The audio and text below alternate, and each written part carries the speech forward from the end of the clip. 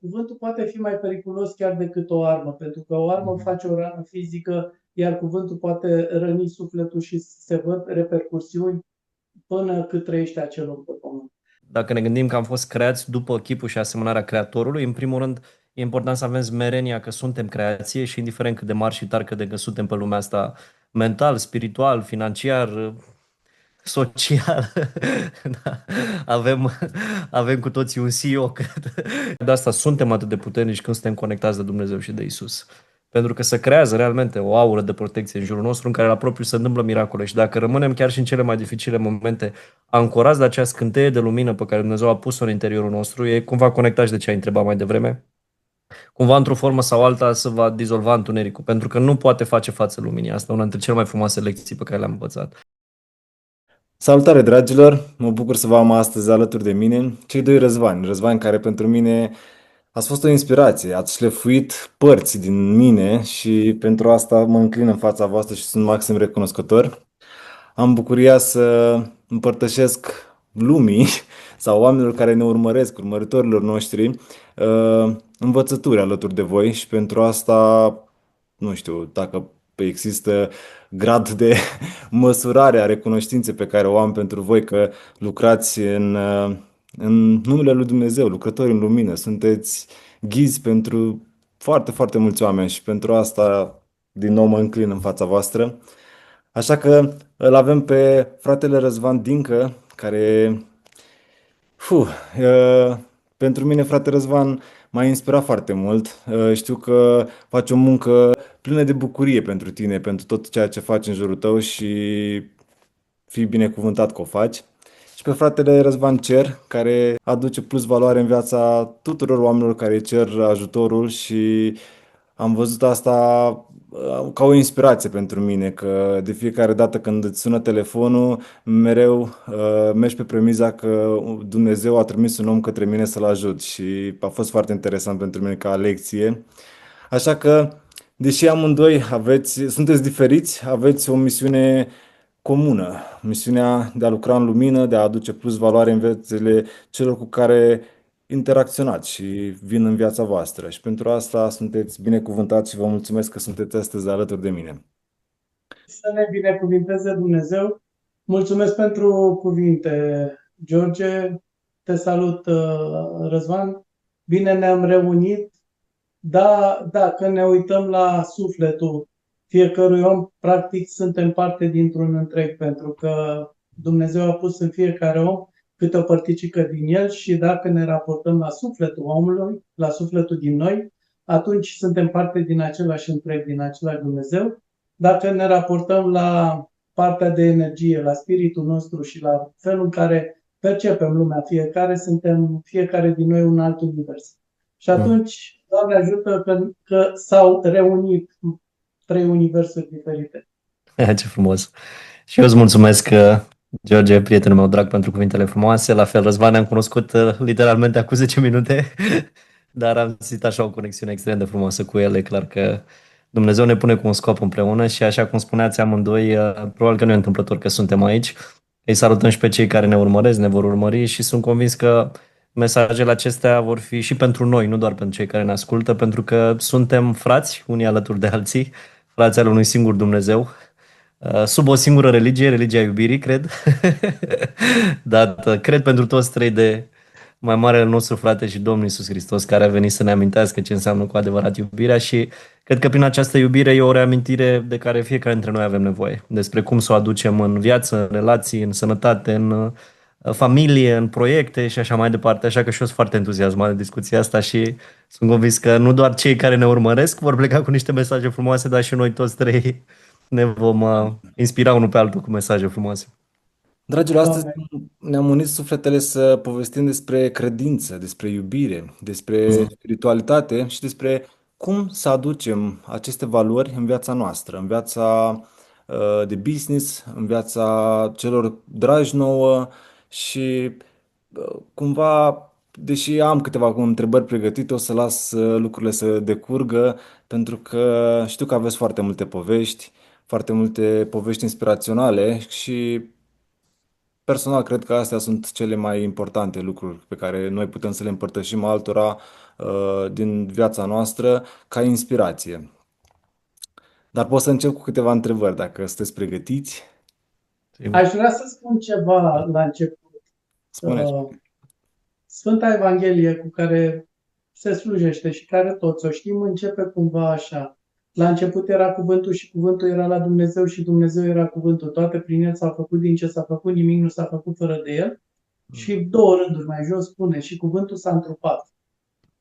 Cuvântul care a creat lumea și tot ceea ce noi suntem azi este Iisus, este cuvântul întrupat. Și mai mult de atât, este foarte important că Dumnezeu ne-a dat și nouă această putere, puterea cuvântului.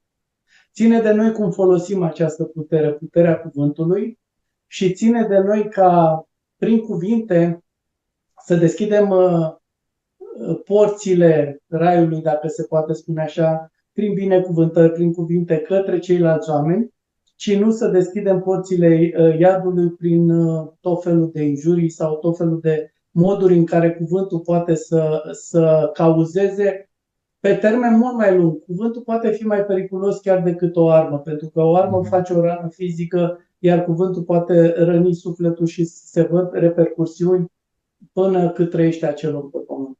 De aceea este foarte important și vă mulțumesc că încercăm să folosim puterea cuvântului pentru a-L aduce pe Dumnezeu și să a-i da recunoștință și slavă lui Dumnezeu, așa cum îl trăim noi în viața noastră.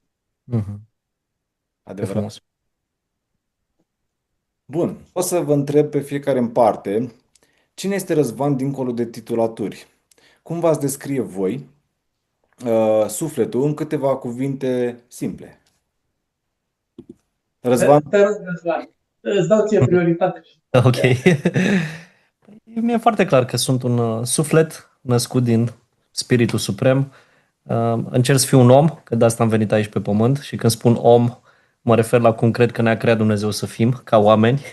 Încerc să fiu un fiu al Lui, cât mai aproape de chipul celui care m-a creat. Evident că e o muncă în fiecare zi de a ne păstra aproape de imaginea Creatorului. Fiecare dintre noi avem părțile noastre frumoase, fiecare dintre noi avem umbrele noastre, trăim pe acest pământ, însă încerc în fiecare zi să șlefuiesc ființa asta pe care a creat-o Dumnezeu către potențialul pe care a creat-o. Și dacă în Geneză se spune că Dumnezeu ne-a creat după chipul și asemănarea Lui, cred că avem această datorie să ne apropiem cât putem noi de mult în această viață de acest chip și această asemănare. Așa că asta încerc să fiu în primul rând, un om. Și un om, sper un om bun și un frate cât mai bun pentru frații și surorile mele. Sunt conștient că dincolo de rase, culturi, religii și așa mai departe, suntem cu toții copii lui Dumnezeu și atunci avem această datorie să ne tratăm unii pe alții ca și copii al lui Dumnezeu. În rest, evident, fiecare dintre noi avem activitățile noastre și noi, în general, ca oameni, ne punem tot felul de atașamente. Sunt asta, nu sunt nimic, sunt fiul ploii. Și fără Dumnezeu suntem doar carne și oase. Însă cred cu tărie că atunci când îl aducem pe Dumnezeu cu noi, în noi, putem fi și când spun fia lui Dumnezeu, copia lui Dumnezeu, fiicea lui Dumnezeu, pentru că poate avem și doamne, fete care ne ascultă, înseamnă mult asta. Adică dacă ne gândim că am fost creați după chipul și asemănarea Creatorului, în primul rând e important să avem smerenia că suntem creație și indiferent cât de mari și tari credem că suntem pe lumea asta, mental, spiritual, financiar, social, da. Avem cu toții un CEO, cred. Eu vin din zona de business și atunci îmi place uneori să dau și exemple din astea mai lumești, să zic așa. Avem cu toții un CEO căruia îi dăm responsabilitate. Însă avem acest dar extraordinar de a fi creatori pe acest pământ și mă bucur foarte mult că Răzvan a vorbit mai devreme și mai ales că el vine și din zona asta, să zic așa, creștină și chiar ca și predicator, ca și om care a studiat profund Evangheliile și în același timp transmite mesajul creștin mai departe și având darul de creator în noi, suntem capabili să creăm niște lucruri extraordinare. Până la urmă și Iisus ne transmite că orice ce veți cere în numele meu vi se va împlini, iar spre plecarea lui le spune apostolul, le transmite mesajul ăsta frumos, că toate lucrările pe care le-am făcut le veți putea face și voi și lucrări mai mari veți face pentru că eu plec la Tatăl. Atunci, dacă ne gândim la câte minuni a creat în jur, da, în tot ce a însemnat, măcar cei 3 ani de misionerat biblic care sunt consemnate în Evanghelii, ne imaginăm că și noi suntem capabili de a schimba lumea în bine și cred că fiecare dintre noi, și cu asta o să închei, avem un timp limitat pe acest pământ. nu știm niciunul dintre noi că mai avem o zi, un an sau zeci de ani și cred că avem această responsabilitate să găsim lumea asta un pic mai bună, măcar decât am găsit-o, plantând așa semințe de lumină și iubire în jurul nostru. Foarte frumos, bravo, minunat. Mulțumesc, vă mulțumesc. Eu, ca o completare, dacă mi-e permis, Dumnezeu, da, ne-a făcut după chipul și asemănarea Lui și ca o completare ne-a făcut după chip pentru că în fiecare din noi a pus parte din El, sufletul nostru e parte din Dumnezeu. Acela este chipul lui Dumnezeu în noi. Și chipul lui Dumnezeu în noi ne dă puterea și binecuvântarea de a putea trăi iubirea. Și ne-a făcut după asemănare, dacă noi trăim cum ne-a învățat Isus, cum ne-a învățat Dumnezeu, cum a trăit El, atunci ne asemănăm cu El. De aceea, sfinții în ultima perioadă a vieții, înainte să plece, de regulă sunt foarte asemănători cu Dumnezeu. Și atunci moaștele lor, trupul lor, se amprentează cu energia aceea divină. Pentru că există un experiment în care fotonii de lumină se mișcă haotic în vid. Când s-a introdus ADN-ul uman a luat forma, fotonii de lumină au luat forma ADN-ului uman, iar când s-a scos ADN-ul uman, au rămas în forma aceea. Practic, fiecare om, noi amprentăm cu energia noastră tot ceea ce deținem. Că-i casa noastră, că-i mașina noastră, că-i patul nostru, că-i telefonul nostru, orice avem noi, este amprentat cu energia noastră. Și atunci noi transcedem moartea, practic, prin această energie. Și da, inclusiv cu cei care au plecat putem comunica prin iubire. Iubirea este singura care transcede moartea, transcede timpul, transcede spațiul. Nu contează unde e persoana pe care o iubești, iubirea se simte acolo, indiferent că e în spațiu, indiferent că e pe partea cealaltă a pământului sau indiferent că a plecat din forma fizică, din viața aceasta, iubirea transcede moarte, spațiu, timp. Și mai mult de atât, dacă ar fi să mă descriu cine sunt un simplu om, dar nu un om simplu, și sunt o mică fărâmă din Trinitate. O mică fărâmă din ceea ce înseamnă trup, spirit, suflet. Și când vom accepta că trupul nostru funcționează după fizica clasică, care o învățăm în școli, spiritul nostru, câmpul nostru energetic, duhul nostru, aura noastră, oricum i-am spune, funcționează după fizica cuantică, iar sufletul nostru funcționează după fizica adevărului sau fizica lui Dumnezeu. Va veni probabil cineva și o va explica la un moment dat. Și atunci, practic, fiecare om e parte din această trinitate în care funcționăm și ca trup, funcționăm și ca spirit, funcționăm și ca suflet. Și suntem, cred că, cea mai complexă industrie, mașinărie care există creată de Dumnezeu undeva. Ce frumos, ce frumos. Da, adevărat. Vă mulțumesc pentru prezentarea voastră așa ca suflete și integrarea lui Dumnezeu în fiecare părticică din noi. Foarte frumos, mulțumesc. Dragilor, Da. cum aduceți iubirea conștientă în relațiile cu cei dragi? Și aici aș vrea să integrăm, chiar dacă știu că poate nu aveți copii, aș vrea să integrăm aici inclusiv copiii, familia, toți, prieteni, parteneri de business. Cum aducem această iubire conștientă în relațiile cu cei dragi? Păi, în primul rând, ar trebui să înțelegem cumva cine are capacitatea de a iubi. Din cine suntem noi. Pentru că nu corpul fizic are capacitatea de a iubi. Nu spiritul are capacitatea de a iubi, are doar poate informația iubirii. Ci capacitatea de a iubi este partea sufletului. Practic Dumnezeu, când a pus câte o părticică din el în fiecare om, acea părticică are capacitatea și proprietatea și abilitatea și puterea de a iubi. Și da, dacă încercăm să iubim cu mintea, atunci putem să hrănim ego, mândria, putem să greșim. Dar când iubirea vine din interior, când iubirea vine la nivel de trăire, când iubirea vine la nivel de a oferi necondiționat, când iubirea vine la nivel de acceptare, cred că cel mai greu nouă ca oameni ne este să ne iubim pe noi. Pentru că înainte de a ajunge la forma de iubire, avem de învățat acceptarea și avem de învățat iertarea.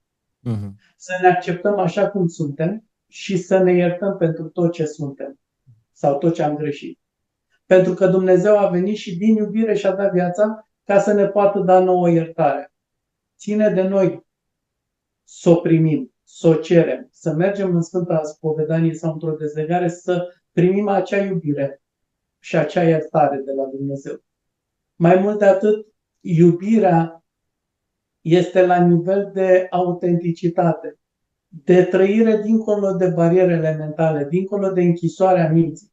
Pentru că dacă ne ducem în reguli, în norme, în dogme, în momentul respectiv, chiar și fanatismul religios cred că a făcut mai multe victime decât orice. Și atunci, iubirea înseamnă trăire. Iubirea înseamnă, în primul rând, pe noi să ne acceptăm și să ne iubim și să ne iertăm. Mai departe, cum să nu ierți, să nu iubești, să nu accepti un om când Dumnezeu are în el o parte din Dumnezeu? Și atunci, dacă noi îl iubim pe Dumnezeu, ne iubim și pe noi, că suntem parte din Dumnezeu, și iubim și pe ceilalți, pentru că în ei există o parte din Dumnezeu. Există acea scânteie divină, părticica lui Dumnezeu în ei.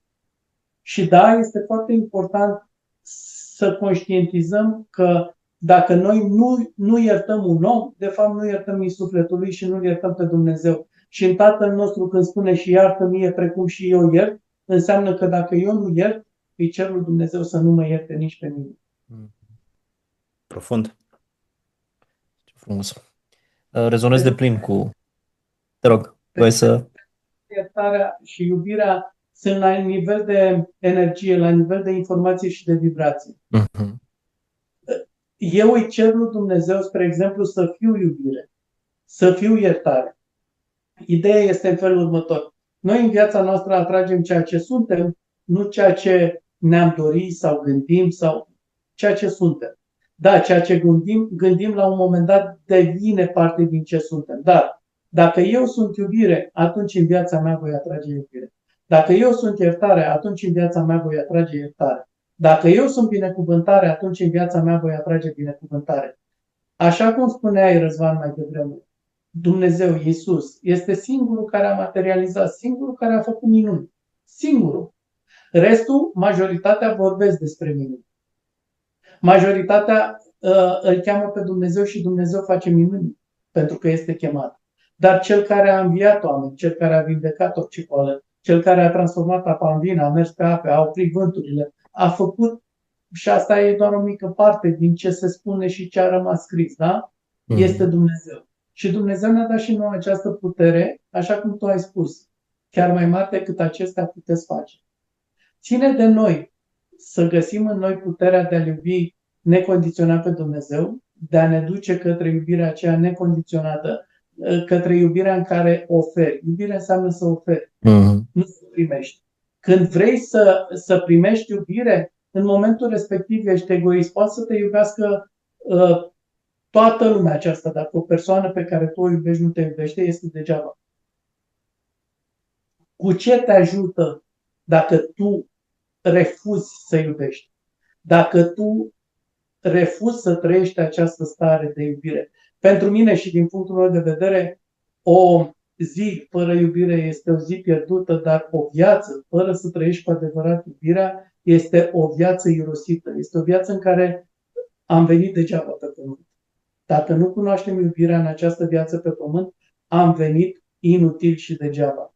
Noi venim pentru a evolua pe pământ, iar evoluția de aici, școala aceasta, unde se poate face cel mai puternic salt la nivel energetic și la nivel de evoluție, evoluția aici se face doar prin iubire. De aceea, porunca, legea și dorința lui Dumnezeu pentru noi este legea iubirii. Iisus a lăsat o singură poruncă și o singură lege, legea iubirii. Mulțumesc. rezonez atât de profund cu mesajul lui Răzvan și eu cred că există o lege, sunt multe legi în univers, dar cred că iubirea e legea supremă pentru că din ea am fost creați, din iubire. Și atunci, adevăratul nostru potențial de care vorbeam mai devreme și apropierea de chipul și asemănarea celui care ne-a creat este prin puterea iubirii. Și până la urmă și Isus a creat toate acele miracole tot prin puterea iubirii, prin compasiunea, iubirea față de oameni și cumva călătoria mea a fost de a înțelege mecanismele iubirii. Cred că de la un moment dat am devenit obsedat în sensul bun de ce înseamnă cu adevărat să iubim. Trebuie să fie o ecuație, chiar e o scrisoare foarte frumoasă a profesorului Albert Einstein, poate cel mai ilustru om de știință al secolului trecut, în care tu știi că citesc de multe ori în evenimentele noastre, George, în care se pare că a lăsat o serie întreagă de scrisori fetiței lui, Lisa, om care a luat premiul Nobel pentru teoria relativității și într-una din aceste scrisori descrie iubirea ca cea mai puternică forță din univers și încearcă să explice prin fizică cuantică, prin tot felul de mecanisme, de ce a considerat el că iubirea este cea mai mare forță în univers. Și culmea nu vine de la o persoană să intre o sferă spirituală, ci pur științifică. Iar la final se încheie atât de frumos și spune iar marele meu regret este că n-am avut capacitatea să-ți exprim cât de mult te iubesc în această viață. Dar aș vrea să spun acum, pentru că timpul e relativ, că datorită ție am ajuns la răspunsul suprem. Cel mai mare om de știință al planetei la momentul respectiv. Da? Și până la urmă, de ce e atât de puternică iubirea? Pentru că iubirea cred că scoate tot ce mai frumos în ființa umană. Dacă ne gândim în primul rând la cele mai frumoase momente pe care le-am trăit noi trei și sunt convins și cei care ne vor asculta, sunt momente de iubire, inevitabil. Sunt niște momente sacre în care ai iubit, cum spunea și Răzvan mai devreme, cu toată ființa. Ai fost în stare să dăruiești tot ce mai frumos în ființa ta. Mental, emoțional, fizic, financiar. Asta e puterea iubirii. Doar iubirea are capacitatea asta de a scoate ce e mai frumos din ființa umană. Iar mai departe, realizez că venim într-o lume, și mă bucur mult că a atins Răzvan mai devreme, în care, din păcate, am distrus foarte mult conceptul iubirii în sine. Și din păcate sunt atât de multe softuri și programe și toată, ce să zic, tot egoismul ăsta care a invadat planeta de multe ori ne-a îndepărtat de ce înseamnă cu adevărat iubirea. Mai ales acum pentru că trăim în era internetului, trăim în era social media. Iubirea este ceva conceptualizat și într-o mare parte sunt niște softuri care n-au nicio legătură cu iubirea. Iubirea este, cum spunea și Răzvan, despre a dărui. Și atunci, iubirea nu este ceva conceptual, pentru că iubirea se trăiește. Iar centrul tăirii acestui sentiment atât de puternic în interiorul nostru este inima. De-aia spunea de frumos în Biblie, da, păzește-ți inima mai mult decât orice, pentru că din ea ies izvoarele vieții. Și atunci, încă de mic am realizat că inima nu este doar așa un organ, deși este organul principal care se dezvoltă în embrionul uman, înaintea creierului, dar la câteva săptămâni inima începe să bată. Inclusiv știința a descoperit că sunt undeva la peste 40.000 de neuroni la nivelul inimii. Deci există o inteligență a inimii care e dincolo de inteligența creierului, pentru că este centrul simțirii noastre. Iar pe Dumnezeu nu poți să-L conceptualizezi, cum de altfel nici iubirea nu poți să o conceptualizezi, poți doar să o simți. Iar în momentul în care o simți, ea sculptează conștiința. Și am înțeles că iubirea nu este doar o emoție, e superbă emoție, e probabil emoția emoțiilor, însă iubirea este și o stare de conștiință și cred că a vorbit și mai devreme Răzvan, toți sfinții, toți oamenii care au venit pe pământ și au lăsat un bulgăre de lumină în lumea lor, în universul lor, sunt oameni care au trăit cel puțin în starea de conștiință a iubirii și peste. Și atunci, cred că avem această responsabilitate ca oameni să ne deschidem din nou inimile. Pentru că, din păcate, trăind în lumea în care trăim, o foarte mare parte din oameni, acum prin munca mea, văd oameni care vin cu traume majore din copilărie. Dragii de ei, părinții, bunicii, n-au știut neapărat ce înseamnă iubirea. Nu pentru că n-au simțit-o, dar gândiți-vă că venim după sute de ani în care am trăit prin războaie, am fost în centrul celor trei imperii mari ale perioadei medievale, aici tot timpul, la un an, doi erau războaie, erau violuri, erau crime și atunci iubirea era despre supraviețuire. Ai hrană, asta însemna iubirea, da? Protecția familiei, da? Apoi a apărut și educația, ok, ai acces la o educație, s-au zbătut părinți să ofere educație.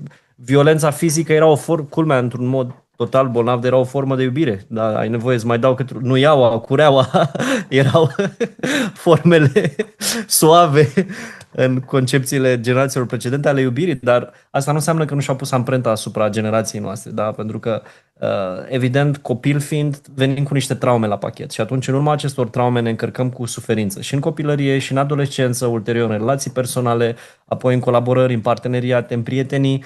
Și atunci, în momentul în care apare această suferință în conștiința umană, noi ne închidem inimile ca să nu mai simțim. E un mecanism pur și simplu de protecție. Închizându-ne inime, noi ne închidem inimile ca să nu mai trăim dezamăgire, să nu mai trăim trădare, să nu mai trăim suferință. Nu știm neapărat acest mecanism extraordinar al iertării, de care vorbea atât de frumos Răzvan mai devreme, și atunci cea mai ușoară soluție este să ne închidem, să nu mai simțim nimic. Însă ce nu conștientizăm este că de fapt asta ne deconectează de suflet, de iubire și de Dumnezeu. Pentru că nu mai simțim nimic și ne robotizăm, ne trezim dimineața, venim seara acasă, ne afundăm în Netflix, ne afundăm, stăm în mașini, mergem la business-uri, mergem la joburi, la activitățile din fiecare zi. Chiar și iubirea de acasă a devenit una ultra mecanizată. Ok, îți fac de mâncare, gătim împreună, ne punem unul lângă altul în pat, dar ne-am înstrăinat atât de mult unii de alții ca generație pentru că ne-am închis inimile și atunci e un mare act de curaj să deschizi din nou inima, să poți să-ți deschizi inima. Iar călătoria mea, mai ales în ultimii 10 ani, a fost de a ajuta și a susține oamenii în a-și deschide din nou inima și a-și vindeca inima și a-și elibera inima. Cred la fel ca și Răzvan în puterea iertării. Însă în același timp cumva am mers și în zona asta poate și un pic științifică, poate și un pic terapeutică, înțelegând mecanismele din spate. Pentru că doar, vă dau un exemplu, ieri am fost la un eveniment alaltăieri, unde erau, mă rog, mai mult sau mai puțin vreo 100 de oameni din zona de business, sales, leadership, deci cu o altă lume. Și acum dacă le vorbești oamenilor despre iertare, e nevoie să ierți ca să-ți eliberezi sufletul, e doar ceva conceptual. Și atunci cadrul pe care am învățat să-l creez împreună cu oamenii este să poți să ajungi cu ei acolo unde s-a creat trauma, unde s-a închis inima în momentul respectiv și să poți să ajungi la acele emoții, că a fost suferință, că a fost tristețe, că a fost trădare, că a fost orice a simțit omul în momentul respectiv și atunci să poată, prin rugăciune, prin intenție, prin credință, da, să poate elibera emoțiile respective, ajungând la iertarea aceea profundă, autentică. Iar în momentul în care vezi oamenii eliberându-și inima, abia atunci pot într-adevăr să-și dea voie și să simtă acest sentiment extraordinar al iubirii. Iar de aici și cu asta închei, cred 100% în ce a spus Răzvan, că e nevoie să învățăm să ne iubim pe noi.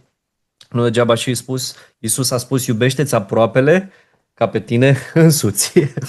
Și atunci dacă noi n-am învățat să ne iubim pe noi și cum spunea și Răzvan, să ne iertăm, să ne acceptăm, să înțelegem că suntem în această lume, fiecare dintre noi avem lucrurile noastre frumoase și defectele noastre, e foarte greu să iubim și pe cei din jur. În același timp, percepția mea despre iubire, vă dau un exemplu, dacă eu mănânc McDonald's și cred că asta e expresia iubirii, că mănânc McDonald's, automat o să dau și copiilor mei McDonald's, că vorbeai de copii. Eu crezând că le fac bine, de fapt le distrug sănătatea. Da? Și aici nu vorbesc neapărat de, a fost un exemplu. Dacă ai idee, de asta, în momentul în care simțim noi iubirea, avem nevoie, cred, să elevăm această iubire. De asta întrebarea este ce ar face iubirea? Pentru mine asta e întrebarea simbol. Ce ar face iubirea cu sănătatea mea? Ce ar face iubirea cu gândurile mele? Ce ar face iubirea cu sufletul meu? Ce ar face iubirea realmente pentru aspirațiile pe care le am, pentru visurile mele, pentru următorii ani, zeci de ani, când mai avem fiecare pe acest pământ? Ce ar face iubirea în familia mea, apoi în relații, în grupul de prieteni? Ce ar face iubirea în proiectele mele și așa mai departe? Și cred că în momentul în care reușim să simțim din nou în inimă iubirea și apoi să ne punem această întrebare conștientă, să face această resoftare care cred că vine prin Spiritul Sfânt de la Dumnezeu în fiecare clipă, în fiecare moment al vieții în care ni se dau noi perspective ale iubirii integrate în viața noastră practică. Răzvan, foarte frumos ai spus ce ar face iubirea. Eu am o altă perspectivă cumva și le spun oamenilor ce ai face dacă Dumnezeu ar fi de față. Oh, ce frumos! Ce frumos! Pentru că atunci, conceptual, dacă l-ai avea pe Iisus prezent, pe Dumnezeu prezent, da? Ai mai mânca la fel, ai mai vorbi la fel, ai mai face ce faci. Și dacă n-ai mai face, dacă Dumnezeu ar fi prezent, înseamnă că nu ești cine ar trebui să fii. Ce frumos! Pentru că e o mare diferență între ceea ce facem sau ceea ce avem și cine suntem. 100%. Iubirea este interconectată cu acceptarea și cu iertarea din punctul meu de vedere și este parte totală a ceea ce sunt. Adică eu cer să fiu iubire în rugăciune. Eu cer să fiu iertare în rugăciune. Eu cer să fiu acceptare în rugăciune. Și în toate rugăciunile și pentru oameni. Să ne imaginăm că sufletul nostru este ca un bec, ca un soare interior, da? Dacă noi dăm în fiecare zi cu păcate, să ne imaginăm o vopsea neagră. Și tot dai cu vopsea, și tot dai cu vopsea. La un moment dat, chiar dacă sufletul e aprins, tu nu mai luminezi. Devii ca un mort viu. Devii ca o mașină neînsuflețită. Un om lipsit de trăire. Și da, cum spui tu, trebuie curățată inima, trebuie curățat sufletul. Trebuie înlăturat acest întuneric de pe suflet, pentru că abia atunci când sufletul nostru luminează, noi putem să susținem energetic oamenii pe care îi iubim. Noi putem să susținem la nivel vibrațional oamenii pe care îi iubim. Noi putem să susținem prin rugăciune, prin prezența lui Dumnezeu, oamenii pe care îi iubim. Și întrebarea mea concretă, reală, ce ai face dacă Dumnezeu ar fi acum prezent? Pentru că dacă noi spunem o rugăciune, așa cum am spus la început, Dumnezeu este prezent. Ce ai spune? Ce ai cere? Cine ești tu în fața lui Dumnezeu? Dumnezeu nu are nevoie de cum gândim noi, de ce diplome avem noi, de ce case avem noi. Pe Dumnezeu îl interesează de ce mașini avem. Pe Dumnezeu îl interesează de inima noastră, de sufletul nostru, de cine suntem noi. Așa cum spune și psalmistul David. Dumnezeu este interesat și cercetează sufletul nostru, inima noastră. Și atunci, dincolo de iubire, să ne gândim ce am face dacă Dumnezeu ar fi prezent exact așa cum apostolii îl vedeau. Cum ne-am comportat? Am schimbat ceva? Și când ne vom răspunde sincer la aceste întrebări, atunci vom ști cum ar trebui cu adevărat să ne comportăm și cine ar trebui cu adevărat să fim. Da, adevărat. Mulțumim, Răzvan. Super mesaj. Dragilor, pentru că am vorbit profund despre iubire și acea părticică de Dumnezeu în fiecare din noi, am o întrebare către amândoi despre cum gestionați voi momentele în care apar conflicte sau tensiuni în familie, dar aș vrea să explicați asta tot dintr-o perspectivă spirituală, cum le gestionați, pentru că ați spus foarte frumos ce ar face iubirea, cum ar răspunde iubirea și în astfel de situații, cum ați gestiona când apar aceste momente de tensiune, cu momente de conflict în familie, între prieteni, de apropiați sau la business? Eu o să spun cum încerc eu să gestionez. Și nu încerc, știu că este un termen care te duce ciclic. Cum reacționez eu în situația unor provocări? Și spun provocări pentru că tu, George, folosești termenul de provocări. Da. Din punctul meu de vedere, sunt situații în care noi, fără să ne dăm seama, preluăm în câmpul nostru energetic anumite entități sau energii parazitare pe care le hrănim. Și acele energii au nevoie de ceartă, de supărare, de tristețe, de violență verbală. Da? Și atunci, eu când simt că sunt niște tensiuni, mă duc și îl chem pe Iisus.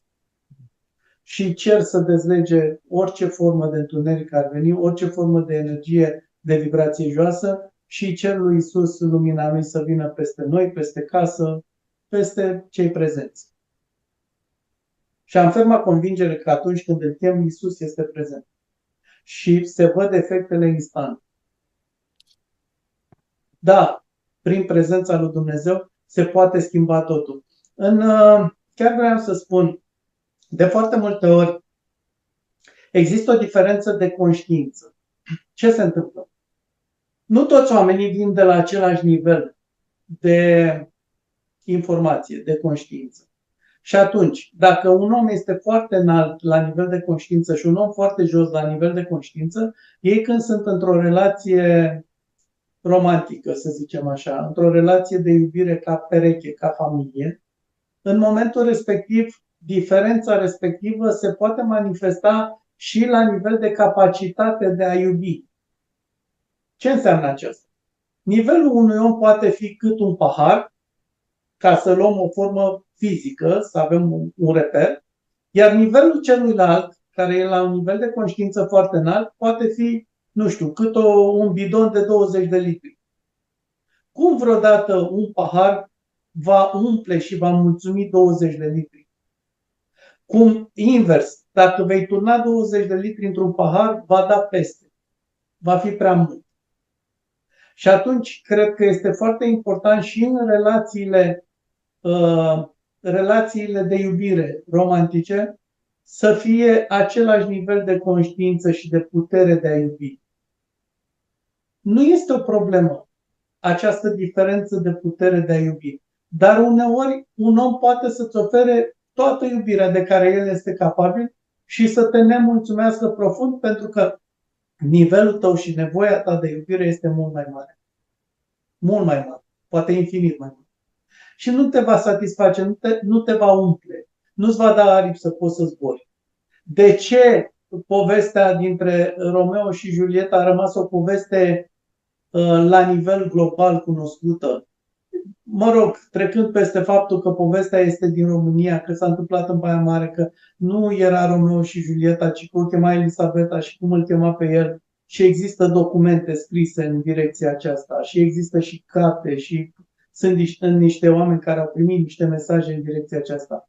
Dar cei doi, și Romeo și Julieta, erau spirite pereche de arhangheli întrupați. Nivelul lor și capacitatea lor de iubire era foarte mare. Și atunci, de aceea, povestea a rămas un simbol al iubirii pământene. E foarte important. Mai este ceva, de regulă, oamenii care au un nivel foarte mare de conștiință și de potențial de iubire, când pleacă dintr-o relație cu un om care are un nivel jos de a putea să iubească, pleacă răniți. De ce? Pentru că simt că le lipsește ceva. De ce? Pentru că le lipsește o parte din ei. O parte din energia lor, din iubirea lor. Este ca și cum într-o relație, nu contează că e în orice formă de relație, da? Chiar și de business. Unul vine cu ideea și unul vine cu banii și cu know-how și cu tot ceea ce are nevoie. Și când e de plecat, pleacă fiecare în parte, unul pleacă în plus cu o casă, cu o mașină, cu un birou, cu mai știu eu ce. Și atunci celălalt simte că îi lipsește ceva. Pentru că a fost un dezechilibru în toată povestea de iubire. Și este normal să-i lipsească, că îi lipsește o parte din el, îi lipsește o parte din ceea ce el este. Îi lipsește o parte din energia lui, îi lipsește o parte din iubirea lui, îi lipsește ceea ce a oferit. Și da, este nevoie poate de o rugăciune ca să-și ia înapoi partea lipsă, partea care a lăsat-o la partener în momentul în care a plecat, indiferent că e bărbat femeie. Vorbim de nivel diferit de potențial de a iubi, de nivel diferit de conștiință.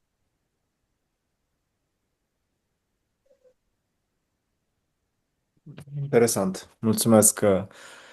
Deci cumva, din ce am înțeles eu, atunci când apare mărul discordiei în familie, între prieteni, sunt... Mergem pe Iisus. Da, în primul rând, el e baza, dar voiam doar să evidențiez faptul că apar aceste entități parazitare care au nevoie de această energie de joasă frecvență, cu asta se hrănesc și atunci noi chemăm lumina ca să putem curăța acest câmp. Da, Am înțeles bine, da? da, Mulțumesc. da. Dragă Răzvan Dincă. Avem strategie comună. Îmi dau seama Vorbim că aceeași limbă. Cum? Vorbim aceeași limbă. Vorbim fix aceeași limbă. Și eu întotdeauna îl chem pe Dumnezeu și pe Iisus să vină în conflictul respectiv, conștient că există o influență, să o numim întunecată, să o numim demonică pe acest pământ și, cum spunea și Răzvan mai devreme, când apar astfel de tensiuni foarte, mai ales când sunt la un nivel accelerat, de obicei nu sunt doar frustrările oamenilor, ci sunt aceste forme de energie negativă care, din păcate, ne învrăjbesc între noi ca oameni de mii de ani. În același timp, rugându-mă, încerc să mă ancorez foarte bine și în credință, foarte important, credința că se va dizolva acel conflict, credința că lumina va învinge și în iubire în același timp. Pentru că mai ales când suntem implicați într-un anumit conflict, e foarte ușor să cădem în capcana acestor energii și la rândul nostru să ne simțim răniți și frustrați și dezamăgiți și etc. Da? Toată Să o avalgama asta luăm de emoții. personal, să ne hrănim ego dintr-un atac. Exact. Și mai exact, că ce îmi place că ai zis de ego, Răzvan, și în același timp cred că e un mare risc între noi, cei care facem totuși munca asta spirituală și încercăm să ne elevăm conștiința. La început e ego ăsta foarte vizibil. Cine sunt eu? Sunt mare, sunt tare, casă, mașină, ce spuneai tu mai devreme, Răzvan. Însă cred că adevăratul ego de care vorbesc toți sfinții despre smerenie este ego spiritual, care e mult mai puternic. Păi eu citesc cărți, eu am citit Evangheliile de nu știu câte ori, eu meditez, eu mă rog în continuu, eu mă rog la Isus, mă. Da? Am trecut prin procese și atunci e foarte fină linia. Păi cine? Mama sau sora sau soția sau ele au citit 3 cărți, știi? Și atunci apare ego ăsta spiritual în care noi credem că suntem avizați să vedem lucrurile într-un mod mult mai elevat decât cei din jurul nostru. Și aici apare capcana de foarte multe ori. Și atât timp cât există ego și există mândrie, acolo se perturbă și mai tare conexiunile între noi, câmpul negativ și așa mai departe. Și atunci, cu smerenie, da, să vedem, ok, ce am eu de înțeles din lecția asta, ce are X de înțeles din lecția asta, indiferent că e mamă, tată, soț, soție și așa mai departe. Și cred foarte mult în puterea comunicării. Nu degeaba că pornim de la discuția inițială despre cuvânt. Da? Ni s-a dat acest dar al cuvântului și cred că e important să ne dezvoltăm această capacitate de a ne exprima și de a ne exprima într-un mod fără să atacăm. Asta e linia foarte fină. Să reușim să comunicăm din iubire. Pentru că în general când suntem frustrați, dezamăgiți, răniți, bombardăm și mitaliem și ai făcut asta și ai făcut asta și n-ai făcut asta. Și atunci omul intră în defensivă și inevitabil ajungem într-un ping-pong de gânduri, emoții, trăiri negative, cuvinte negative și așa mai departe. Și cum spunea și Răzvan de multe ori, cuvintele rănesc mai mult decât 1000 de pumni. Și e foarte important să ne calibrăm energia înainte de a vorbi cu persoana respectivă. E foarte important să lucrăm. Dacă simt că e ceva în mine și am de purtat o conversație, mai bine mi iau o pauză, un sfert de oră, jumătate de oră și mă rog. Mă rog și mă asigur că l-am iertat pe omul respectiv, am eliberat emoțiile negative și pot să mă duc la el, la ea, într-un spațiu echilibrat emoțional încât să am o conversație. Iar întotdeauna când am o conversație, încerc să nu atac omul, ci să adresez comportamentul. E o linie foarte fină aici. Și vorbesc despre ce simt. Uite, Răzvan, uite, avem prietenia asta de ani de zile, uite, aș vrea să o discutăm și întotdeauna mă asigur că persoana respectivă știe că îl iubesc și că scopul discuției e unul constructiv, nu e unul de a ataca. Uite, suntem frați, suntem surori, suntem soție, suntem ce suntem noi, te iubesc. Deci o asigurare înainte. Iar apoi când exprim ce s-a întâmplat și ce simt, uite, am în acțiunea pe care tu ai făcut-o, m-am simțit dezamăgit, m-am simțit trădat, m-am simțit respins, m-am simțit. Da? Și atunci vorbesc despre mine cumva și impactul pe care l-a avut acțiunea respectivă asupra mea, fără să spun ești bou, ești prost, ești așa. Că din păcate aici din păcate se distrug foarte mult relațiile, pentru că ne atacăm și ne judecăm mult prea mult unii pe alții. De asta spune și Isus, nu judecați ca să nu fiți judecați, pentru că măsura cu care judecați e măsura cu care veți fi judecați. Și între relații e cumva crucial în ce înseamnă comunicarea între noi. Iar nu în ultimul rând, încerc cumva să calibrez. Eu cred că e nevoie să avem discuții unii cu alții și cred că în momentul în care sunt suflete conștiente care pot comunica unii cu alții, cred că e unul dintre cele mai frumoase cadre de evoluție spirituală pe care le putem avea. Doar că e nevoie să fim conștienți, să putem rămâne în blândețe și în compasiune, pentru că în general oamenii sunt la extreme. Ori sunt, în engleză termenul ăsta de people pleaser, și el e ca la Gara de Nord, unde fiecare face ce vrea, spune ceva și facem compromisuri foarte mari cu sufletul nostru. Pentru că tolerăm niște acțiuni prin vorbe, prin cuvinte, prin acțiuni care ne sunt toxice pentru sufletul nostru. Doar că le tolerăm. De ce? Din frica de singurătate, frica de a nu fi abandonați, frica de a nu-i răni pe cei din jur și așa mai departe. Și cred că asta e o extremă care e foarte toxică pentru noi ca oameni. Asta e extrema people pleasing-ului. Apoi este o extremă, să o numesc extrema samuraiului, numesc eu. Dacă nu, cum ți-a greșit cineva, ai luat sabia și l-ai decapitat instant. Prin cuvinte, prin acțiuni, Și în general, dacă ne uităm, oamenii sunt la extreme în generația noastră. Da? Eu cred că în momentul în care lucrăm la vindecarea noastră și ne calibrăm în iubire, cumva people pleasing-ul ăsta se transformă în blândețe. Ok, învăț să-mi pun niște granițe sănătoase și dacă sunt anumite lucruri care mă deranjează, comunic despre ele, dar le fac dintr-un spațiu de iubire, le fac dintr-un spațiu de blândețe, foarte importantă blândețe. Pentru că în momentul în care reușești să calibrezi tonul vocal la blândețe, atunci n-ai cum să fii blând dacă n-ai inima deschisă. Și atunci te calibrezi și acea vibrație a iubirii de care vorbeam mai devreme. Iar această energie a samuraiului se transformă în fermitate. Dar e mare diferență între duritate și fermitate. Da, duritatea taie capete, fermitatea, uite, Răzvan, suntem prieteni, ești fratele meu, ești partenerul meu, ești soția mea, ești mama mea, dar uite, avem ani de zile de când mă afectează genul ăsta de comportament. Mă simt trădat, mă simt că nu mă ascult, simt că e o nevoie care nu... Da, ți-am zis că e importantă pentru mine, în continuare te iubesc, ești fratele meu, ești soția mea, ești partenerul meu de business sau...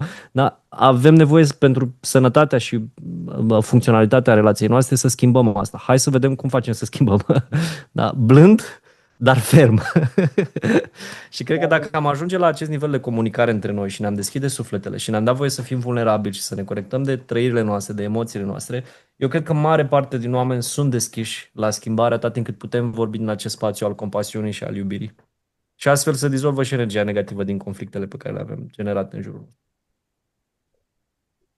Ce înțelegeți voi prin smerenie?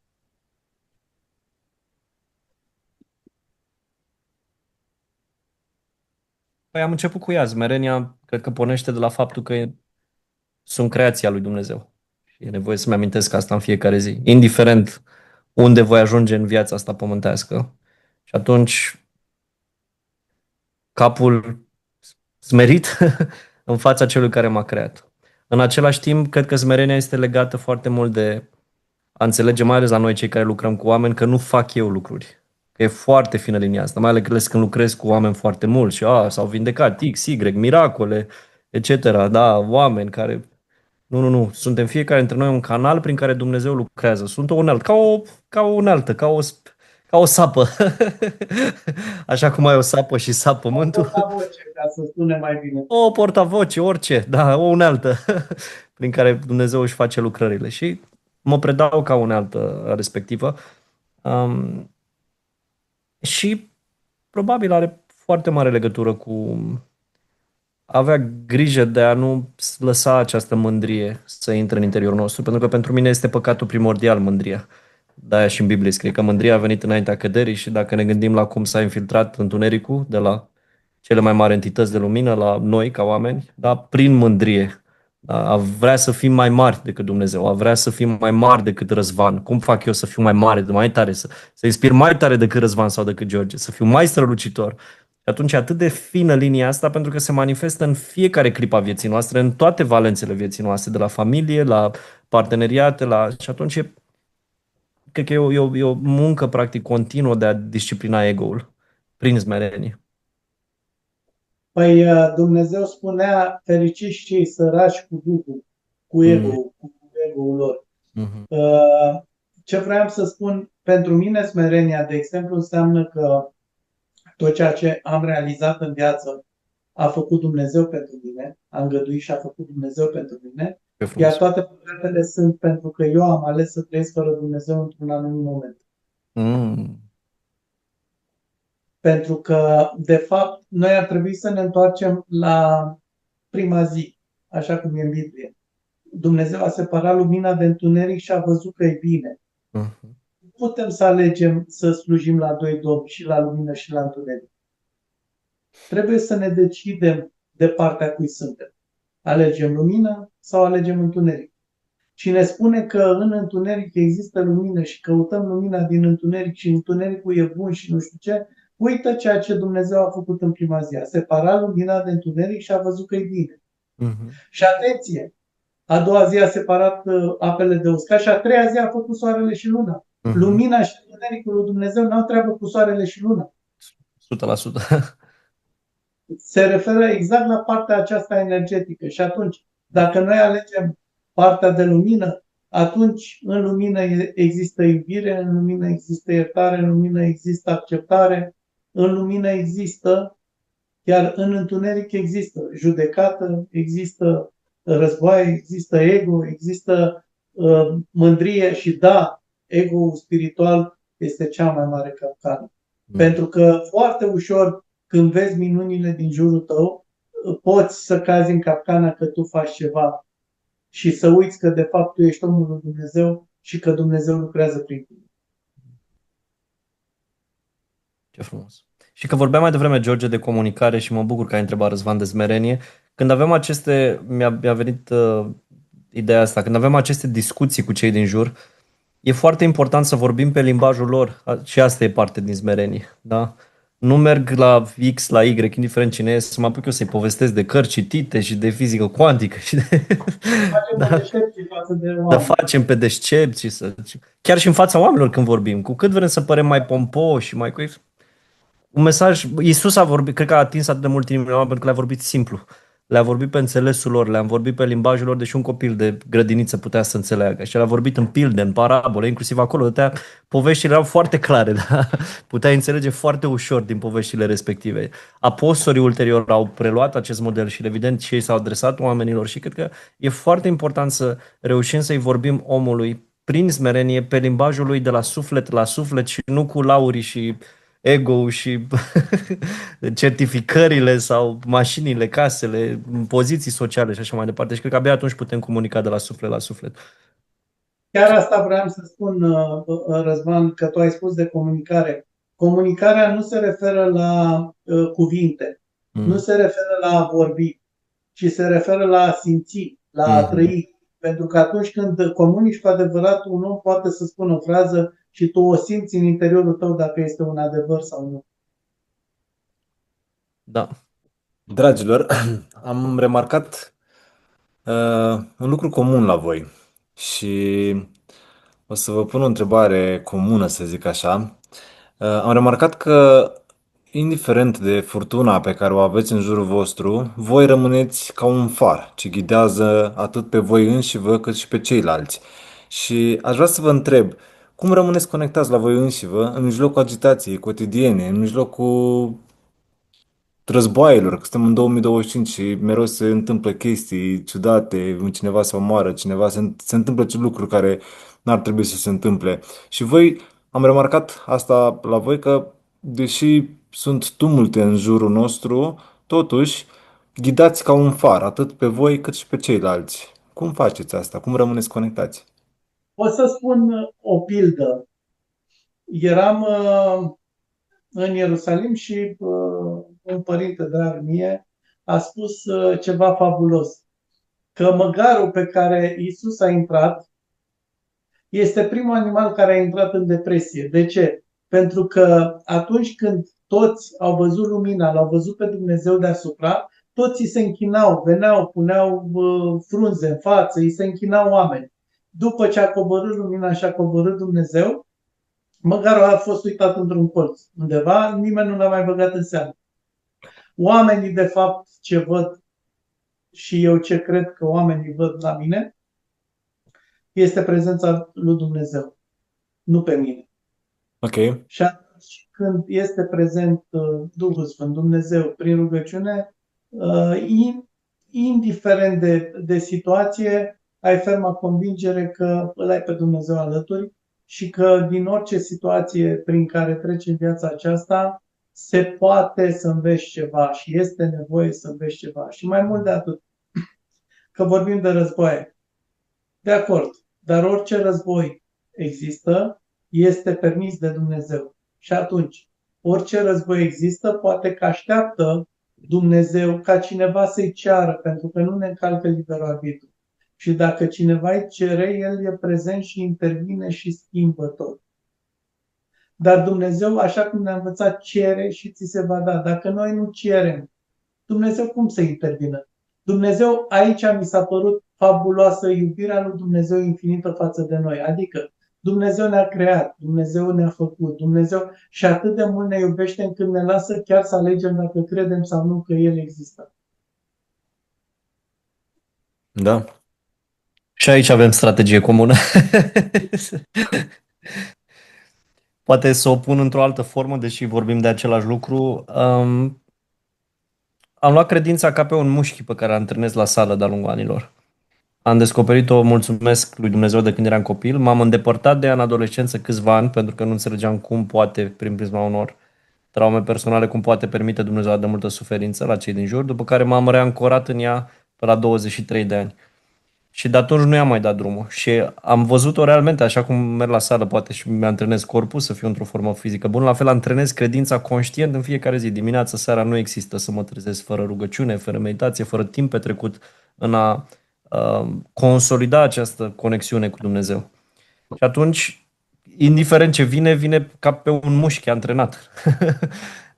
Nu înseamnă că nu vin lucruri, cum sunt convins că fiecare dintre noi le-am dus la rândul nostru și le ducem în continuare. Doar că le duci într-un fel, cum spunea și Răzvan mai devreme, când ești fără Dumnezeu și ești deconectat, și le duci într-un totul altfel când e o conexiune permanentă cu Dumnezeu. Adică nu mai e ceva acolo, azi îl simt, mâine nu-l simt. Nu știi că e tot timpul acolo, e o certitudine. Și atunci, indiferent ce apare, la un moment dat când mușchiul, între ghilimele, este atât de antrenat, instant se activează credința. Ok, mă deranjează ceva, mă afectează ceva, se întâmplă ceva. Am un exemplu acum, vreun an, în fine, venise cu toată nebunia asta din România, pe una din companii venise o recalculare de taxe, în fine, de ale noastre, de ale românilor. Și fix în ziua aia m-am trezit și m-am trezit cu e-mailul respectiv că aveam de rezolvat urgent o situație și era o sumă destul de mare, în fine, cu TVA-uri, cu tot felul de lucruri. Și am observat la mine cum intram în capcana asta umană. Aoleo, ce fac? Trebuie să rezolv astăzi, nu voiam să scot de prin alte investiții, în fine. Și în momentul ăla mi-a luat la propriu câteva fracțiuni de secunde și zis, Răzvan, ce faci aici? Cumva vorbeam eu cu mine, păi încerc să rezolv situația, să mă gândesc la soluții. Păi tu găsești soluții? Și atunci m-am dus instant, cum spune și Răzvan, stai un pic, eu am nevoie să cer la CEO ajutor, nu stau eu să găsesc soluții. Și m-am pus, am lăsat e-mail-ul, am lăsat-o, stai un pic, asta nu e de mine. Tată, Iisus, am nevoie de un pic de ajutor astăzi. Și nu vă spun, m-am recalibrat instant, s-a terminat rugăciunea, aveam și noi la rândul noi de încasat facturi de la colaboratori și așa mai departe. Nu vă zic, în câteva zeci de minute parcă nici nu mai era situația acolo. Și era destul de amplă situația. S-a dizolvat instant, dragii mei. Și, cum să zic, aș putea să dau mii de astfel de exemple în toate arile vieții. Funcționează puterea rugăciunii, puterea credinței. De asta cred că avem această responsabilitate, așa cum mergem la duș în fiecare zi, așa cum sper ne spălăm pe dinți în fiecare zi, așa cum mâncăm în fiecare zi. Cred că avem această datorie de a ne antrena credința și a ne antrena această conexiune cu Dumnezeu permanent. Pentru că apoi, indiferent ce se întâmplă în viața noastră, ok, știu că e Dumnezeu, are o soluție, indiferent ce problemă apare, poate chiar despre binele meu că se întâmplă un anumit lucru, am nevoie să văd de ce se întâmplă lucrul respectiv și atunci le procesez mult mai ușor. Și apropo ce ai spus de situația asta cu războaiele, pentru că în momentul în care înregistrăm acum acest material, acum 2 zile s-au întâlnit doi oameni care pot decide stoparea unui război, Putin și Trump în America, pe nenorocirea asta care se întâmplă din păcate de câțiva ani în Ucraina și ne afectează pe toți ca umanitate. E aproape incredibil când te gândești că în 2025 mii și mii de oameni mor în acest război. Deși evident are și el un scop, cum spunea și Răzvan, Dumnezeu permite cu un scop. Și atunci cred că putem să cum spunea și Răzvan, putem să ne folosim, să ne antrenăm această credință personală punând-o în serviciu celor din jur prin rugăciune. Cred că cel mai bun lucru pe care îl putem face ca umanitate este să ne rugăm pentru pace, să ne rugăm pentru luminarea minților celor care decid aceste războaie, să ne rugăm pentru lumina lui Dumnezeu, să vină pentru toți cei de acolo, să ne rugăm pentru cei care sunt în suferință, care trec prin tot felul de situații, evident, în urma acestor războaie și, până la urmă, ca pacea, iubirea și lumina lui Dumnezeu să învăluie pământul ăsta și să încheie etapa asta în care trăim ca umanitate de atâtea mii și mii de ani. Să fie. Și așa este. Vreau să vă spun ceva. În momentul în care într-o zonă se acumulează întunericul păcatelor, că practic există o energie a fiecărei zone. Dacă oamenii trăiesc, nu știu, într-o formă de asta de Sodoma și Gomora într-o zonă, de aceea s-a permis și în România la un moment dat să fie diferite războaie și diferite plăți. Pentru că suferința transformă acest întuneric, îl mistuiește, îl alchimizează în lumină. Și atunci, acolo unde sunt războaie, unde sunt suferințe, de fapt, Dumnezeu curăță întuneric. Dar mai este ceva foarte important și mulțumesc, Răzvan, că ai spus cumva printre rânduri. Eu am înțeles ceva la un moment dat. Diavolii știu toți că există Dumnezeu. Diavolii nu dorm niciodată de ce îi priveghează într-una. Diavolii știu tot ce înseamnă Sfânta Evanghelie, pentru că ei o știu, da? Singura diferență dintre noi oamenii și ei este că noi îl putem trăi pe Dumnezeu. Nu este suficient să știm că există Dumnezeu, nu este suficient să știm ce ne-a lăsat Dumnezeu, nu este suficient să priveghem sau să stăm numai în rugăciune. Este important să trăim pe Dumnezeu. Adevărata credință înseamnă trăirea în Dumnezeu, cu Dumnezeu. Să fie Dumnezeu, să avem conștiința și ferma convingere că El este prezent. Așa cum apostolii l-au învățat, El este prezent când îl chemăm. El vine Dumnezeu nu minte și dacă ne-a învățat că Minim 2 să adună numele meu sunt prezent, El este prezent așa cum a fost ca om pe pământ. Adevărat. Este o mare diferență între trăirea credinței și puterea care ți-o dă trăirea credinței și doar să știm la nivel teoretic informația că există Dumnezeu. Adevărat. Foarte frumos spus. Pentru că am vorbit în ultimele minute un pic și despre business, aș vrea să vă adresez o întrebare în direcția asta, pentru că știu că amândoi sunteți antreprenori și aș vrea să înțeleg cum putem construi un business centrat pe valori, centrat pe credință, pe iubire, pe zona aceasta a lui Dumnezeu. Un business binecuvântat. Să înceapă Răzvan Dincă. Chiar acum 2 zile, vă ziceam, am fost speaker la un eveniment în Brașov, la un grup de antreprenori de acolo și le-am transmis că pentru mine business-ul pornește de la a înțelege mesajul suprem de leadership pe care l-a lăsat Isus când a spălat picioarele apostolilor. Oh, ce Le frumos. spune, voi înțelegeți ce fac eu acum? Dacă voi care mă numiți, dacă eu pe care voi m-ați numit învățător și Domn vă spăl vouă picioarele, așa să vă spălați și voi picioarele unii altora. Și eu cred că business-ul despre asta este. Da? Am creat un produs, am creat un serviciu, am creat un soft, am creat un magazin, am creat ceva, un sistem educațional, ceva. Să nu pornească cu scopul, hai să văd cum mă îmbogățesc mai repede și driblez niște oameni și să ieșim din atitudinea asta a vânătorului, chiar asta le spuneam și lor, pentru că din păcate, nu total, dar 80-90% din lumea de business este de vânătoare. Vânătoarea cu luneta. Și atunci tot ce înseamnă partea de marketing, partea de sales, crearea de produse și așa mai departe, e cum putem să ajungem la mai mulți oameni, să luăm mai mulți bani.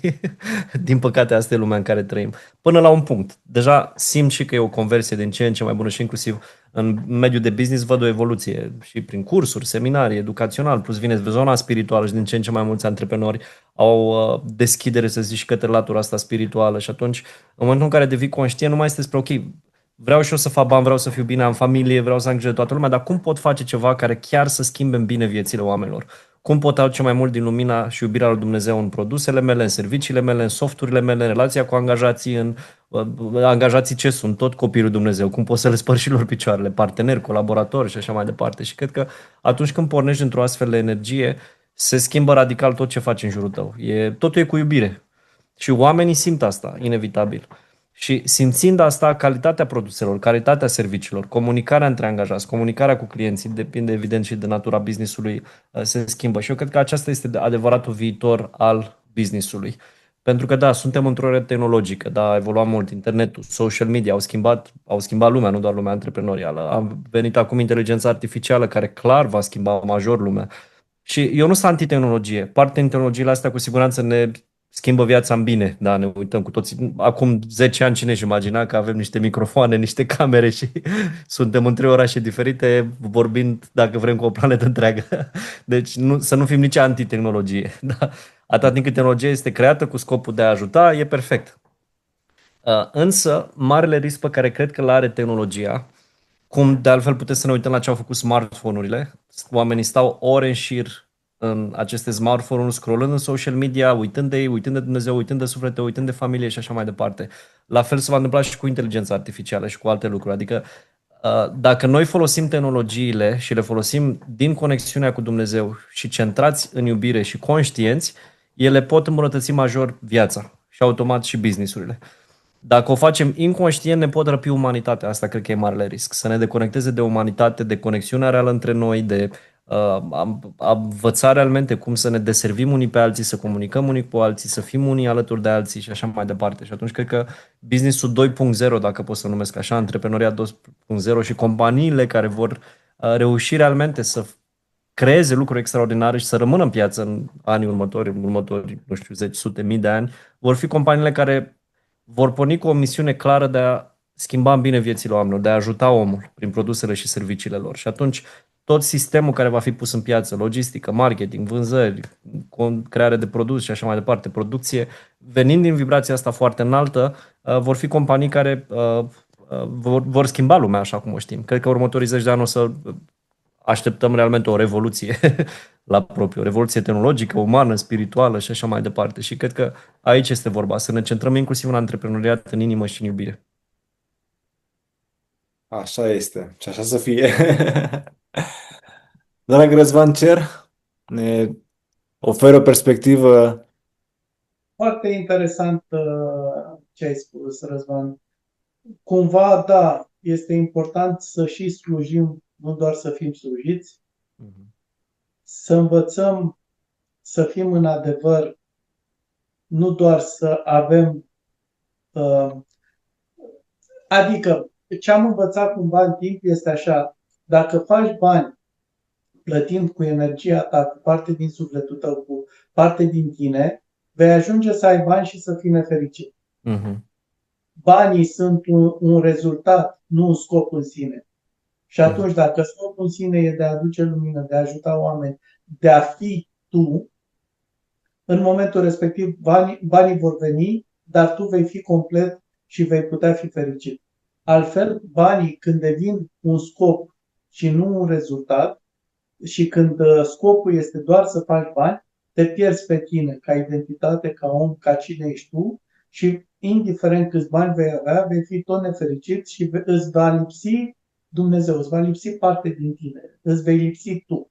N-ai cum să fii complet și să fii fericit când îți lipsești tu. Da, adevărat. Și poate ca să fim un pic mai pragmatici, în general oamenii când intră în zona asta antreprenorială, primul lucru pe care îl fac, să gândesc la lucrurile practice. Hai să văd spațiu, magazinul, softurile, angajații, taxele, legal-ul și așa mai departe. Cred că, cum? Lucrurile palpabile, da. Și cred că important este să revenim la misiune, la partea energetică, partea de iubire, partea spirituală.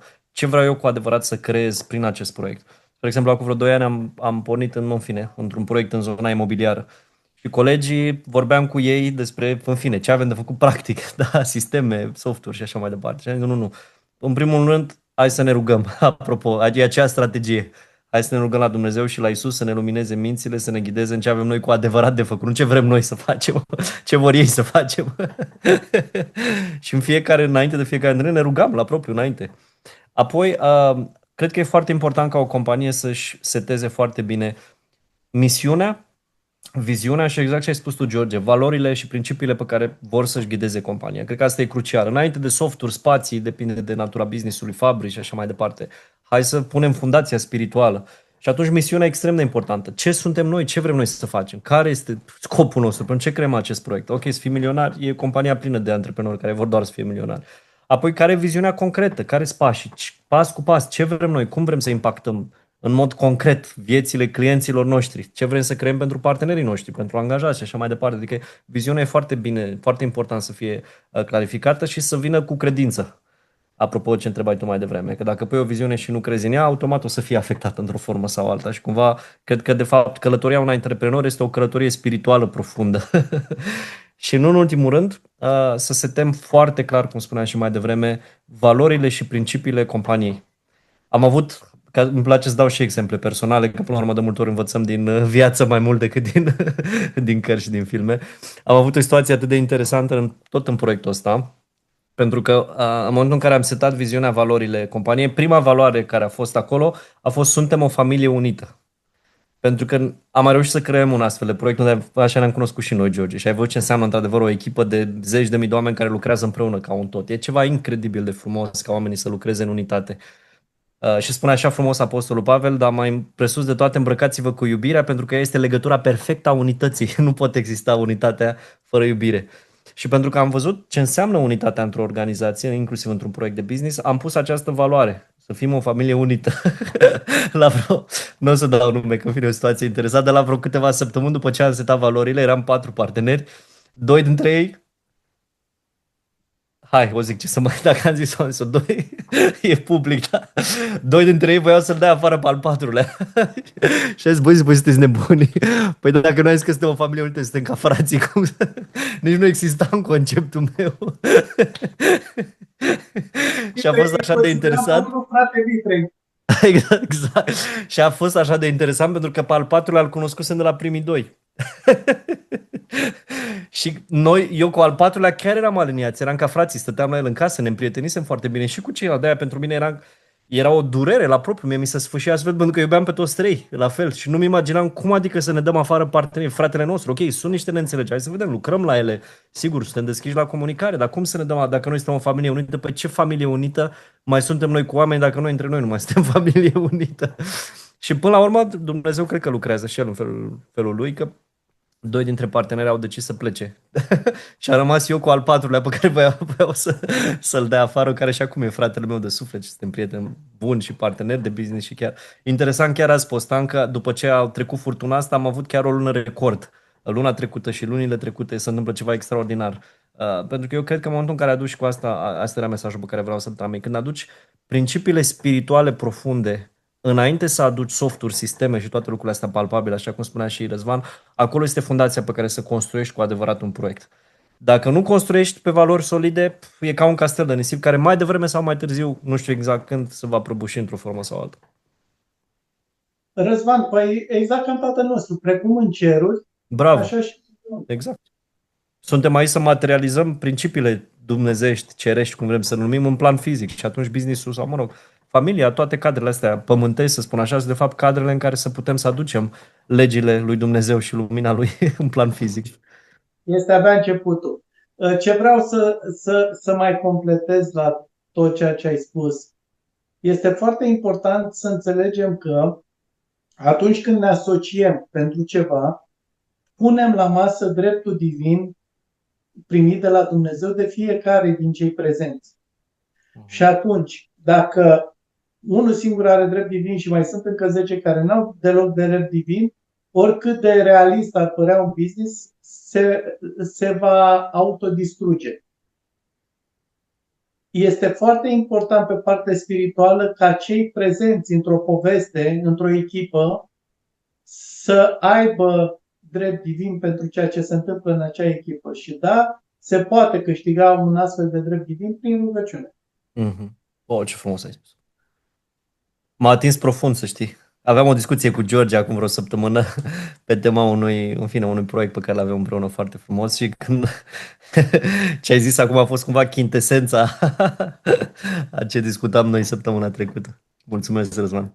Da, aici Păi cred că atunci George lucram la Cristale și era și el foarte afectat și în momentul respectiv m-a întrebat cumva că dacă a greșit și i-am spus doar atât. E foarte important să spunem adevărul, dar să nu uităm, contează foarte mult cum îl spunem. Mm-hmm. Pentru că este acea legendă cu împăratul care visează 7 vaci grase și 7 slabe și alea slabe le mănâncă pe alea grase.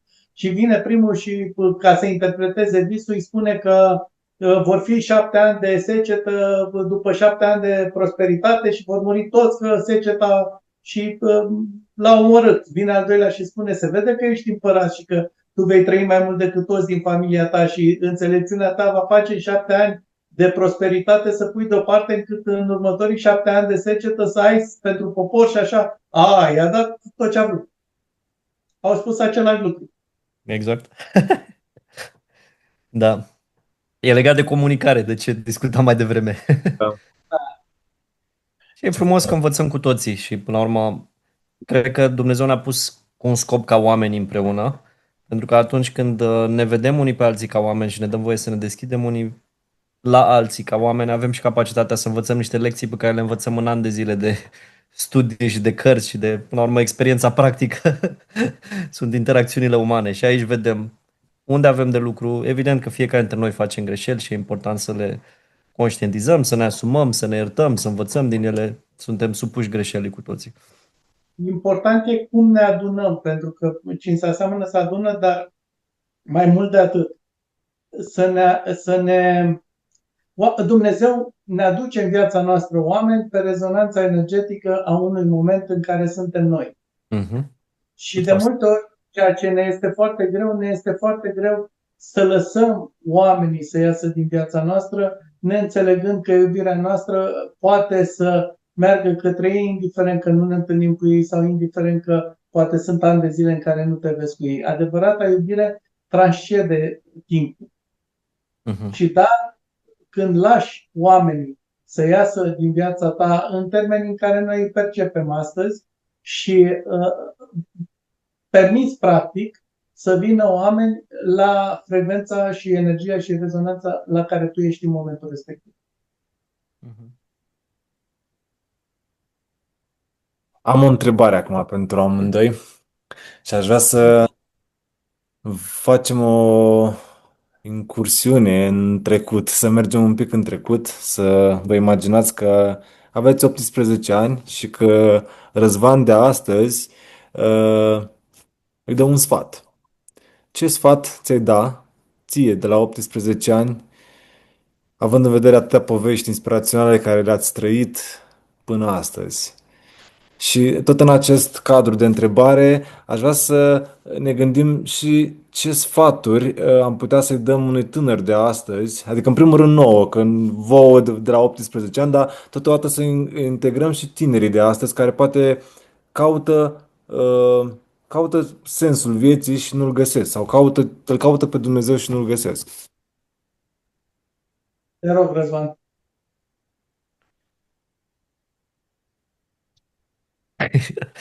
Prima e profundă, a doua când a venit mi-a venit să râd, da, o să vedeți de ce. În primul rând i-aș spune să nu se mai piardă fără Dumnezeu în lumea asta și să-L caute mai rapid și să-L aducă pe Dumnezeu rapid în toate acțiunile și deciziile Lui și pe Isus și să-i caute mai rapid, să-și dea voie să deschidă, să-și afle motivul pentru care a venit pe pământ, misiunea Lui, drumul Lui și să aibă încredere să-L aducă pe Dumnezeu în tot ceea ce face. Asta i-aș spune în primul rând. Ce profund. Al doilea mi-a venit să râd că i-aș spune să investească în Bitcoin mai devreme.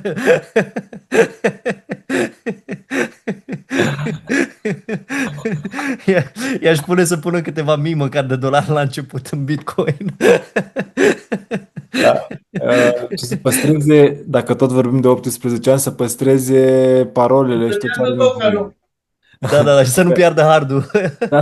Mie mi s-a întâmplat să crească o monedă în care investisem în 2017, să am o sumă de $32.000 prin 2020, când a fost acel bull market sau cum se numește, Da. și nu mai știam nimica pentru că ea nu valora nimica atunci când am cumpărat-o, am dat puțin pe ea și nu mai valora la un moment dat nimic și a crescut la $9 bucata, eu aveam vreo 6.000 și ceva de bucăți și eu nu știam cum să accesez contul ăla.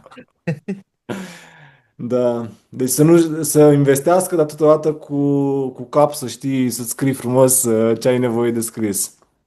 Parole. Da. Da. Răzvan, ce sfat ți-ai da tânărului de 18 ani sau tinerilor de 18 ani din ziua de astăzi?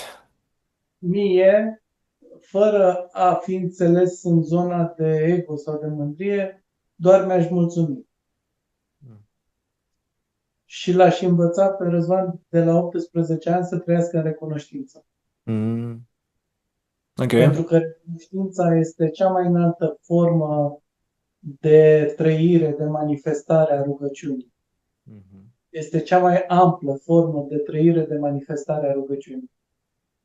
Și când ești în recunoștință, orice formă de manifestare, orice formă de putere a credinței și a rugăciunii este infinit mai mare. Și da, ca sfat tuturor, le-aș spune doar să cunoască cu adevărat recunoștința și să o trăiască. Pentru că din recunoștință vine acea iubire profundă, acea iubire necondiționată, acel fel de a fi. Și să se descopere cu adevărat sau să se accepte poate mai repede cu cine știu astăzi că sunt, și mi-a fost foarte greu ani de zile să accept anumite adevăruri. Ok. Mi-am dat seama că eram dator și cu ce le-aș recomanda tinerilor, nu doar mie, în general din generația noastră. Am o prietenă foarte bună de-a mea, pe care ai cunoscut-o și tu, Diana George, care are un proiect atât de frumos, Future Careers, în care ajută tinerii studenți să-și găsească vocația. Și Cred că suntem mai ales la vârsta lor. Eu era să merg la Academia de Poliție pentru mama, deci n-am mai fost astăzi aici. O luam pe un traseu total diferit. La propriu, într-o facțiune, în secundă a intervenit Dumnezeu. Realmente a fost un miracol că înainte cu 2-3 săptămâni de bacalaureat cineva mi-a pus o întrebare, am avut o revelație și de acolo am luat decizia să merg pe altă cale, care m-a și adus aici.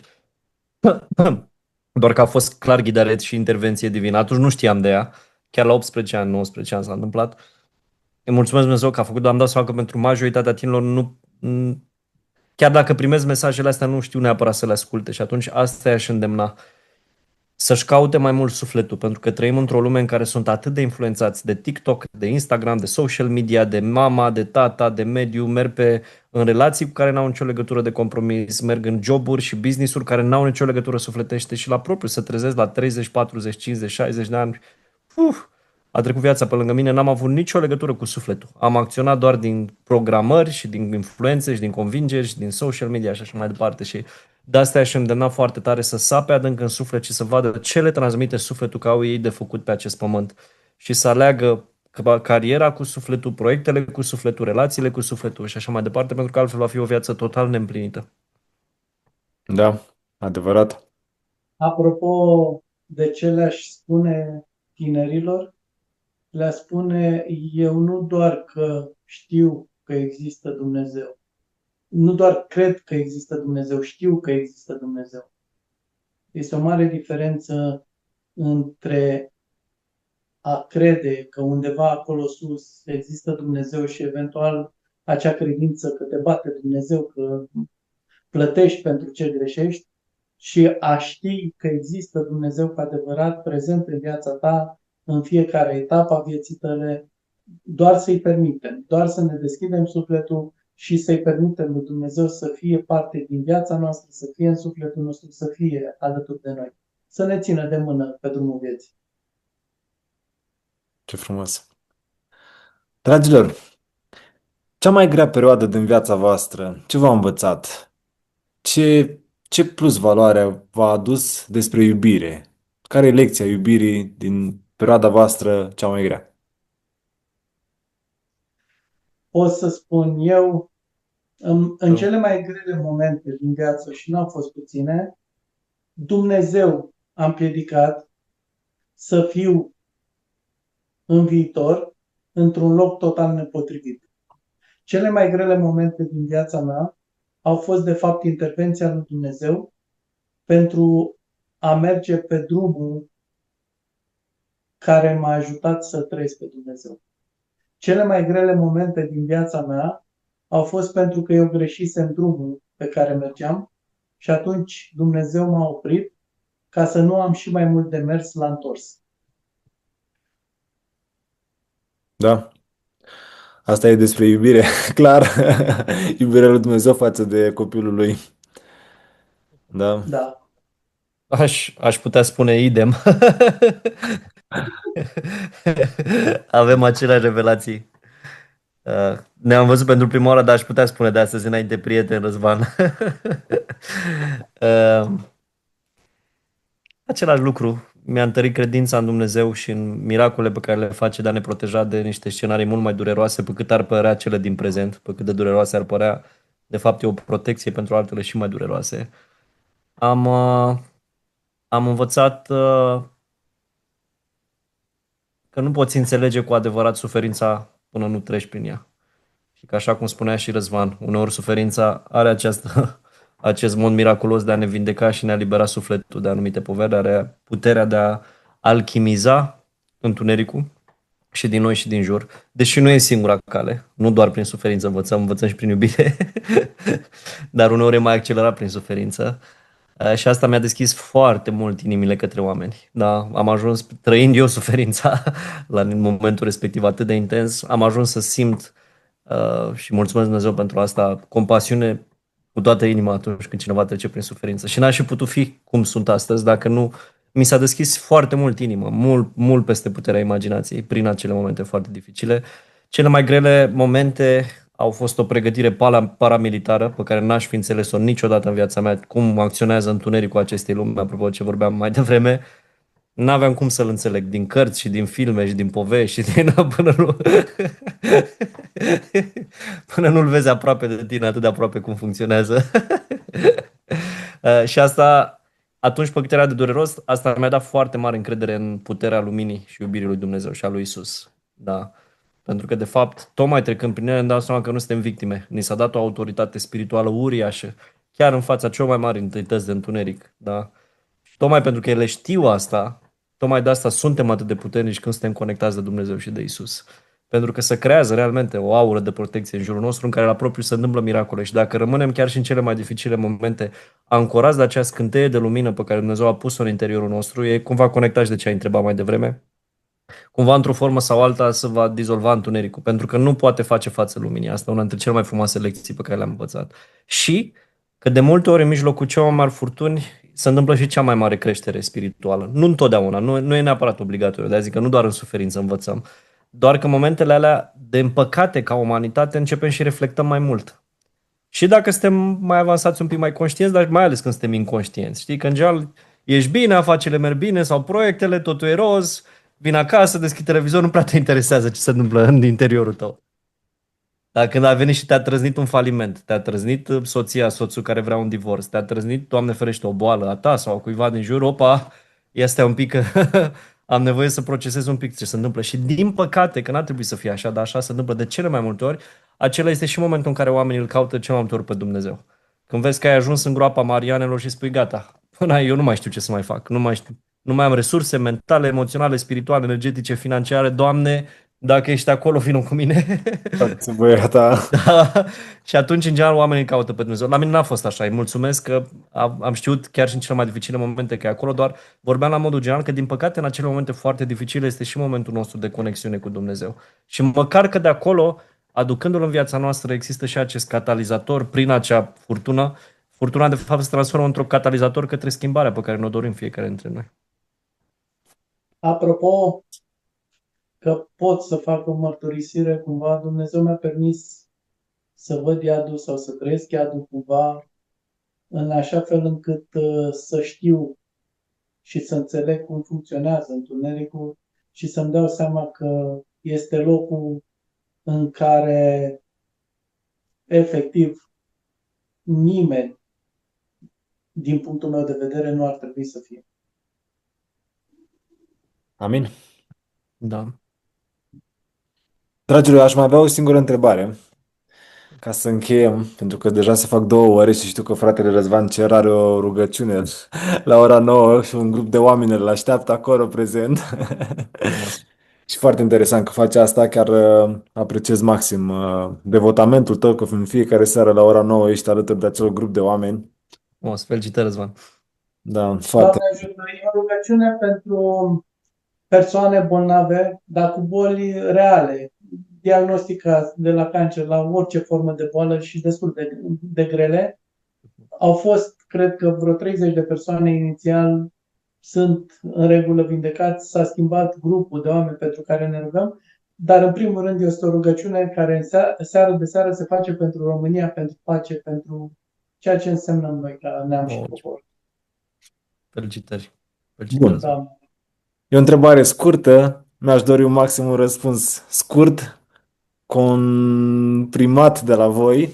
Ce vis ați avea voi pentru lumea de mâine?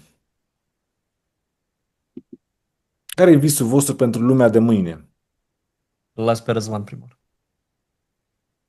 Din punctul meu de vedere, nu este doar un vis, este o certitudine ce se va întâmpla și este o frază din Tatăl nostru.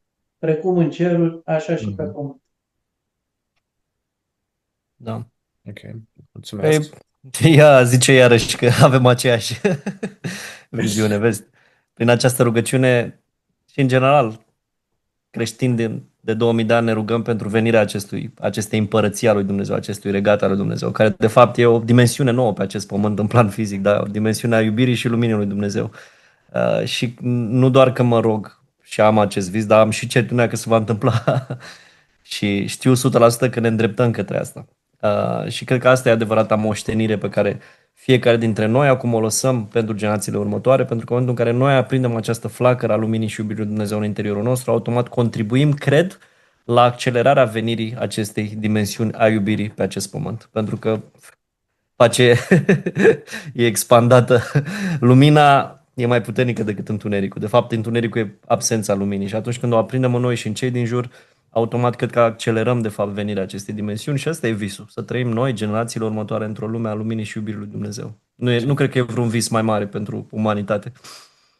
Lumina a venit, ține de noi să ne dăm timp ca celula noastră și structura noastră de ADN să fie cu informația luminii, nu a întunericului. E o chestiune ciclică, durează până la 7 ani, până toate celulele din corpul unui om se schimbă și atunci informația de astăzi va fi actualizată în corpul nostru peste 7 ani la nivel de celule. Mm. Mulțumesc cu recunoștința. Și vă mulțumesc amândurora cu recunoștință pentru tot acest plus de valoare pe care l-am adus în acest podcast. Sigur o să iasă o minunăție și o să luminăm și un pic. Dacă luminăm în jurul nostru, e magie curată și pentru asta vă mulțumesc, dragilor. Și noi îți mulțumim că ne-ai invitat, că ne-ai adus împreună. Răzvan, Mulțumesc, Răzvan. drag, mă bucur că ne-am reunit datorită lui George și cum nu este întâmplător, pentru orice este un început. Să ne binecuvinteze Dumnezeu pe toți. Amin. Se termină așa frumos Casablanca, dacă ați văzut filmul This is the beginning of a beautiful friendship. E începutul unei prietenii frumoase. Hai să o ducem, mă.